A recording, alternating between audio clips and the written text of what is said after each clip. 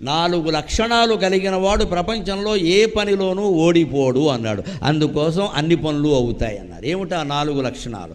ధృతికి, దృష్టికి, మతికి, దాక్ష్యం. ఇప్పటికి కూడా ఉపయోగించేవి ఈ 4. కాగితం మీద రాసుకుని మనలో ఉన్నాయా లేదా చూసుకోవాలి. ముందు ధృతికి, ధైర్యం ఉండాలి. ప్రతిదానికి భయపడుతూ ఉంటే ఏ పని చెయ్యలేవు. యథవ ప్రాణం ఎప్పుడైనా పోయేది. కొన్నింటికి తెగించాలి.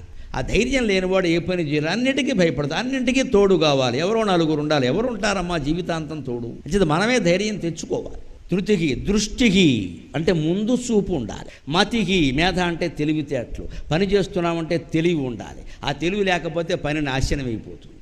లేకపోతే మందకొడి మనుషులం అయిపోతాం ఖచ్చితంగా. తెలివితేటలతో ఆలోచించాలి. దాక్ష్యం అంటే సమర్థత. అసమర్థుడైన వాడు ఎప్పుడూ ఏ కార్యాన్ని సాధించలేడు. ధృతికి, దృష్టికి, మతికి, దాక్ష్యం ఈ 4 లక్షణాలు ఉంటే హనుమంతుల్లా మనం కూడా పనులు